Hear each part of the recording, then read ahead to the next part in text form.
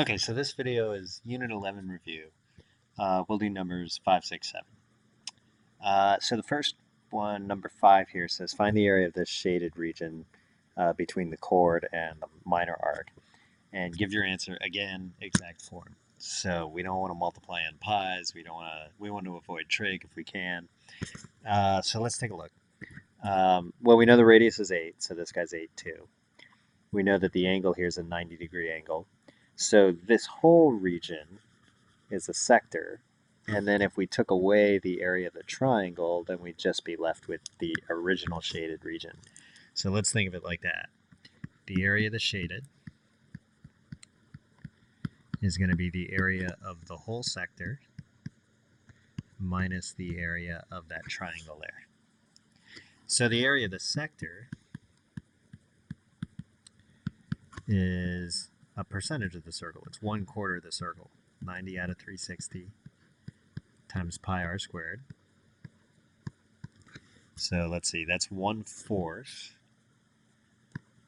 1/4 of 64 pi.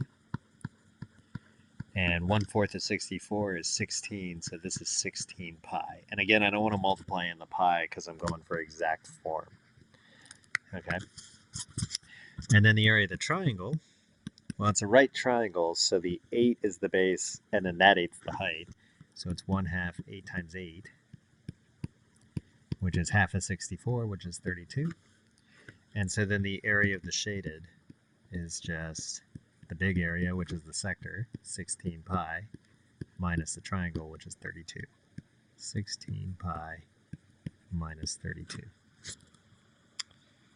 Number 6 says use the same diagram from number 5 and then find the probability that if you randomly choose any point inside the circle, that it will actually be in the shaded region, which is the same question as saying what percentage does the shaded area take up?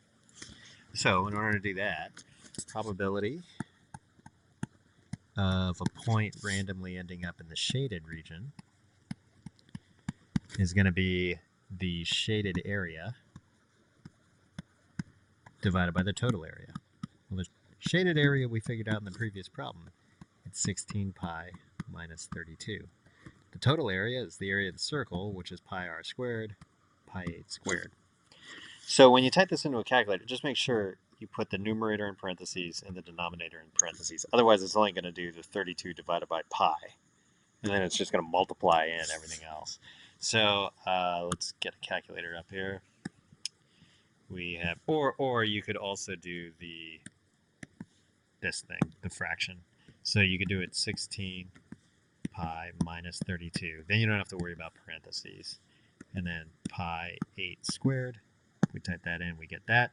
By the way, if you did it without that and you didn't use parentheses, here's what happens. You get a totally different answer. It doesn't even make sense. The reason is that it does 16 pi, then it subtracts 32 divided by pi, and then it multiplies that by 8 squared. So you'd have to do this instead. You'd have to tell it which part goes on top. Whoop. I don't know why I did that. You'd have to do a parentheses here,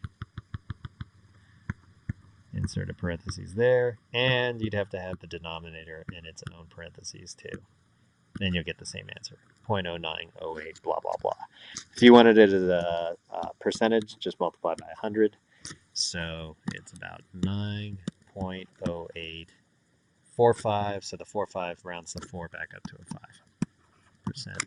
Or if you did decimal form, 0.09, that's a 0, 9085. Okay. And then the next one, 7. Let's see, 7 says we have a 135-degree arc that measures 20 inches. So let's draw a circle. There's my circle. 135-degree arc, so more than 90, less than 180, something like that. So we don't know the radius, so I'm just going to call it r.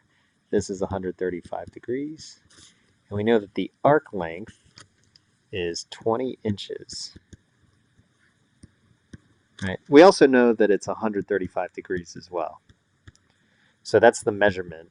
This is the length. Length, measure. Okay.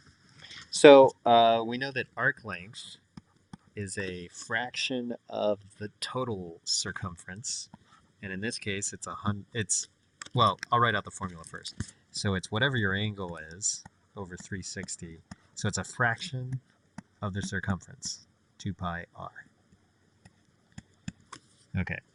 Well, we know some of these things. We know that the arc length L is 20. We know that the angle is 135. The only thing we don't know is the radius.